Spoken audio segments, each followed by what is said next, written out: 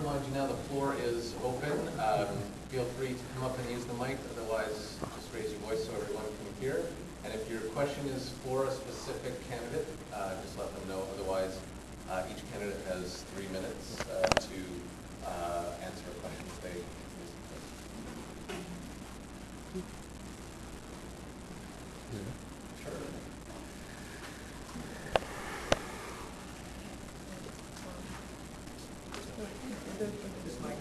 There's no mic. Whoops. I can't speak for 11 and a half minutes. I'm going to start this off. I'm a neighborhood association person.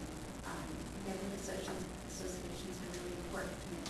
I want to know how you guys are going to actually strengthen neighborhood associations and also strengthen their role in civic discourse. Andrew kind of answered that question already. I'll give you, if there's anything you want to add, start with you. I'm sorry, before you start, could I ask you to repeat that because I couldn't quite hear everything you said? Is the mic on? My hearing is not the best. Closer to your mouth. That should be better.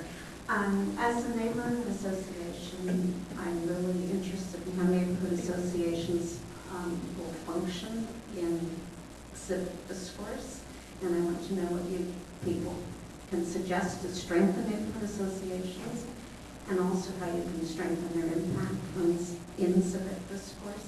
And one of it before, I might just mention that in fact it's not the city waiting for GNA to get back to them on Century Park, it's the other way around. This is, I think, a good example of how what neighborhood associations try to do doesn't always really work for the community in the city.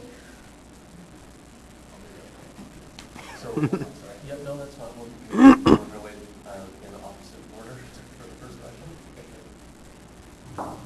Yeah, so I touched on this obviously in the platform stuff, but I think the main thing is we need to listen to the neighborhood associations. And so when people take the time to organize and to identify priorities in the community, the city needs to act on those. And then we, like I said, the city, chances are the neighborhood knows what the solutions are. I think that another thing that Georgetown Neighborhood Associations have been involved in the past anyways is developing neighborhood plans, which I don't think that as a part of the municipal plan, there should be neighborhood plans for basically any neighborhood that wants to get together and organize for that sort of thing.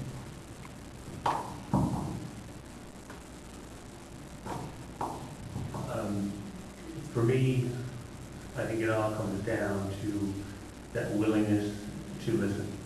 And, you know, with my background in IT, it's about taking an idea and, you know, beating it around the room until it starts to take shape and can kind of be brought along and brought to fruition. And for me, you know, as a city councilor, what I see my role as that facilitator to help with the neighborhood association take those ideas and kind of bring them around to, you know, help them take shape. And just to be there for you guys, because you guys are the experts in your own neighborhood. You know what the issues are. You know what's important. You know what you want to see done. And for me, you know, for my role is kind of learn from you guys and just do whatever I can to kind of help you get through all the hurdles that may exist for you at City Hall. Thank you. Thanks for clarifying that. I had a series of meetings at the city this week to go over a number of issues that take place in Ward 2, and one of the deputy city managers actually acknowledged that what I had mentioned tonight. So I'm certainly going to be making a call tomorrow about that. I had proposed a community engagement strategy as a part of my platform, and that engagement strategy is very similar to that Halifax has. And it outlines responsibilities of community groups and organizations and how they can be a part of the decision-making process. And as counselors, you know, they don't always have the answers to the questions, and oftentimes, unless you live in a neighborhood, are you really fully aware. And oftentimes, decisions are made by employees or by council that they have really no idea the implications that they will take. So what I would propose is that the city, through this community engagement strategy, or if that's not accepted by the council, that the city would have a responsibility to meet and to bring community organizations to City Hall on a regular basis and discuss issues which are very important to your neighborhood. And as I mentioned before, the Georgetown Neighborhood Association has a number of individuals that are involved in the community here that have specialties in various areas from what I'm hearing.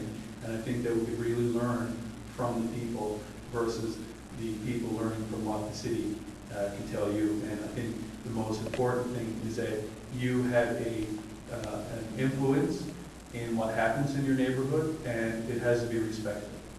Thank you.